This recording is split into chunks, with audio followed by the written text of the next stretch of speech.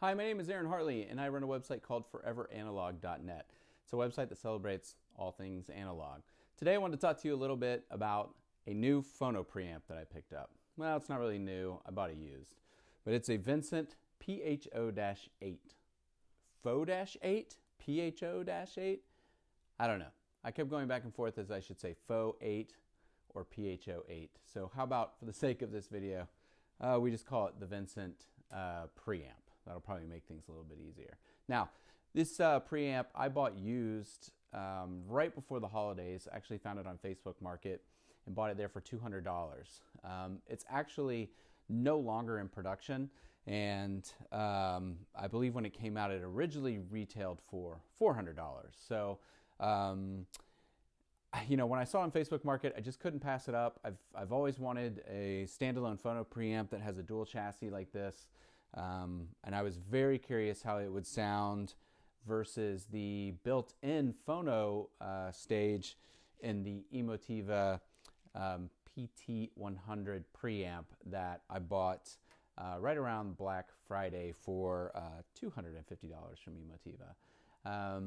So yeah, let's take a minute. I'm gonna turn these guys around and show you the backs and show you some of the features that we have on the front, and then we'll in a few minutes we'll get into how it sounds compared with the preamp in the Emotiva. So the first thing you'll notice is that the Vincent PHO-8 Phono preamp is in two boxes. It's a dual chassis. So the right box over on this side, this is the isolated power supply. So Vincent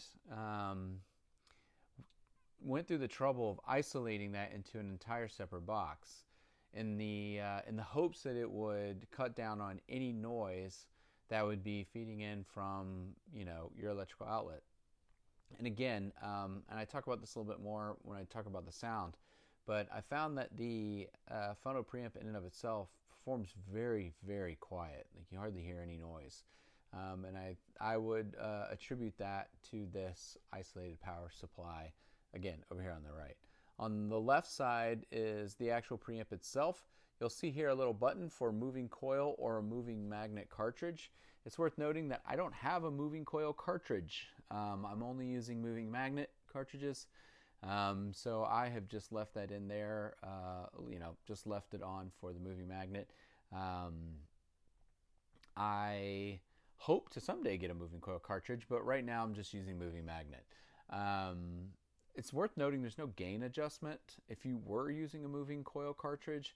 I'm not an expert on moving coil cartridges, nor the preamps that you should probably buy with them, but I feel like a gain adjustment is an important feature to have, and this one doesn't have it. So if you do have an expensive moving coil cartridge, it might make more sense to choose a different Phono preamp. Now, you'll see sometimes in a lot of photos these stacked on top of each other. I went ahead and just left them, you know, sitting side by side, because I thought if they went through the trouble of isolating, you know, the power supply over here on the right side into its own separate chassis, then it would make sense for me to have them separated and not necessarily stacked on top of each other. I think you probably could stack them if you were short on space, but for me, I just choose to keep them side by side. Okay, let me turn them around and we'll show you the back. Okay, the rear is pretty self-explanatory. Again, on my right side here is the power supply. So you've got, you know, your power cord here, your on/off button. The two boxes, the dual chassis, are connected with this DIN cord here, or DIN cord. Sometimes lazy to say DIN cord, but those are connected there. So you simply connect the two of those. Turntable is going to plug in here, and with your ground connection there, and then you're going to go out from here to your preamp. So it's pretty self-explanatory. I found this very easy to set up. It's very quick and painless, and once I got it hooked up and was able to listen to some records, I thought it sounded great. So stay tuned to hear how it sounds in comparison with the Phono stage inside the Emotiva. All right, let's talk a little bit about how the Vincent Phono Preamp sounds compared to the built-in phono stage in my Emotiva preamp. Now, I thought it might be helpful to explain a little bit of the gear that I'm using to test the Phono preamps with. First, I use a vintage Pioneer PL560 turntable. I bought that several years ago for a great price now, especially compared to what they run for. I'm currently using the Audio-Technica VMN95SH stylus cartridge. I just call it the Shibata stylus because I'm too lazy to memorize VMN95SH. See, I can barely do it now. But it's the Shibata stylus. I bought it last year for about $200. Love that stylus. The turntable is feeding into a Emotiva preamp. Currently, it's going through the Vincent Phono preamp, but then I use the Emotiva PT-100 preamp, which goes into the Emotiva Bass XA100 amp, and that's powering Emotiva B1 Plus bookshelf speakers. I know it's a lot of Emotiva gear, but I've been picking up their gear whenever I can find it. Recently, they've been having a lot of great sales. They're located about 45 minutes from where I live, so it always arrives quickly. And it's great affordable gear that I feel like the more I listen to, the more I feel comfortable recommending to friends that are interested in picking up new stereo gear. May not be interested so much in the vintage gear, but just looking for something that sounds great for a good price. So been loading up on Emotiva. That's currently what it is. I've got a lot of different gear I've been playing with recently. I just got a Shitsaga Plus preamp in that I'm looking to plug into this system as well and see how it sounds. But enough about the test equipment. How does the Vincent Phono amp compare with the Phono stage in the Emotiva preamp? Overall, the Vincent has a wider and a deeper sound stage than the Emotiva built in. Not by a lot though. It's not night and day. It's just something that I noticed, you know, when listening to certain records, that I could just hear a little bit more width and depth in that sound stage versus what's in when I would go back to the Emotiva. For most importantly, because if you go on Amazon and you search for this Phono preamp, there are several reviews that talk about a loud hum or hiss. I had zero hum, zero hissing, really zero noise when using this Phono preamp. And I think that that speaks to the fact that, you know, they made this dual chassis with the standalone power supply that really helps cut down the noise. I mean, you can't even tell when you have it on, like through your speakers. You know, you don't hear anything when there's no music playing. So no hum, no hiss from me. I also noticed that when I was using the Phono preamp that it just had a little bit of a slightly louder volume to it versus the built-in Phono stage in the Emotiva. I always felt like when I turn on the Emotiva Phono stage, not the CD or the aux inputs, but just the Phono stage, that I always need to kind of turn it up a little bit in order to get it to the volume that I like listening to. Whereas when I used the Vincent preamp, I felt like the volume was right there already, and I very rarely had to turn it up. Now, I listened to 3 records to kind of A/B the Phono stage in the Emotiva and the Vincent Phono preamp. So the first one that I listened to was the recent reissue from Acoustic Sounds of A Love Supreme by John Coltrane. I'm recording this video in January of 2022. This was my first spin of 2022. Felt like of all the records I own, this would be a good way to, good optimistic way to kick off the year. So I listened to this on both.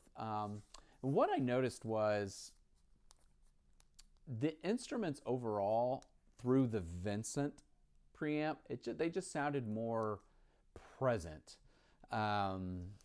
Like the Emotiva was a little bit more laid back, to my ears at least.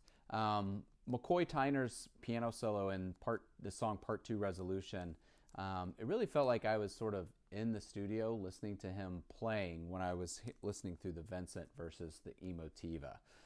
And overall, all the instruments, especially, you know, John Coltrane sax playing, it just sounded a little bit more detailed than the Phono Stage and the Emotiva. Next, I listened to this 90s reissue of Revolver. This actually, based on the jacket condition, looks like it would be older than the 90s, but it's a 1995 reissue that I bought several years ago. What I noticed when listening to this through the Vincent was a better separation of instruments and vocals overall versus the Phono Stage and the Emotiva. George's sitar playing on Love You Too, it sounded really smooth and lush through the Vincent versus the Emotiva. And also during She Said, the cymbals, they were more like noticeable, but not like annoying or not real like, you know, it didn't have like a real like tinging sound to it. Like it wasn't annoying. I just noticed it much more with the Vincent rather than the Emotiva.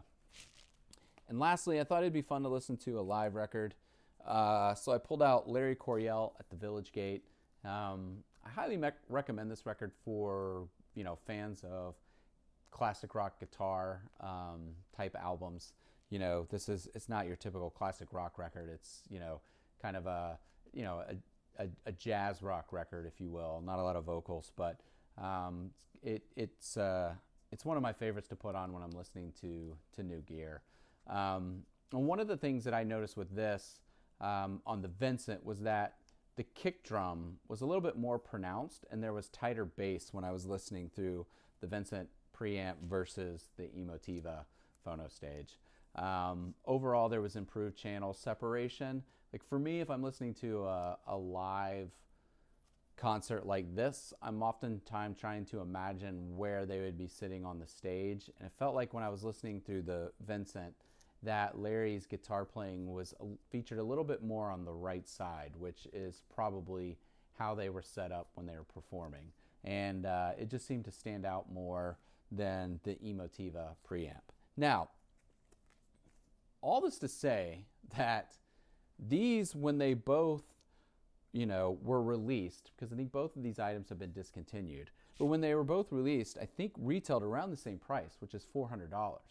So if you're thinking about, you know, adding gear to your collection, you know, or you know, building a stereo system, you know, obviously a preamp. This preamp has a CD input, an auxiliary input. You know, it's got a built-in phono stage. It's got a tuner. You know, you're buying a lot. You're getting a lot more for $400. Whereas, you know, if you're spending $400 on this Vincent, you know, preamp, had you bought it brand new when it first came out, that's all you're getting. You're just getting the preamp playback.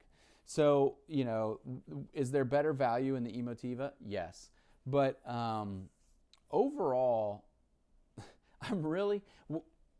I love the Vincent PHO-8, right? I love this preamp. But I was really surprised at just how well, when I compared it with the Emotiva, just really how well the Emotiva sounds. It really performs very well for a built-in phono stage. So there's two things that I would take from this video, which is one, if you ever find one of these Vincent models lying around, you know, selling used, I bought this for $200. I checked it out on eBay, and I think around $200 is kind of the selling price, the normal selling price for this. If you find one and you're looking to upgrade your phono preamp, you should really consider jumping on it. It does a great job. It will really bring out the musical performance in your system.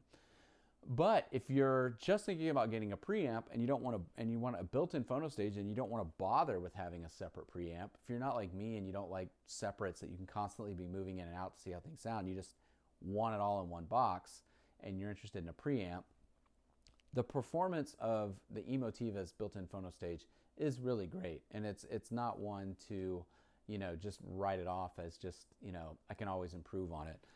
Every built-in phono stage can be improved on, but it's really how it sounds at, you know, the original playback, and I've very much enjoyed what I've heard through this built-in phono stage.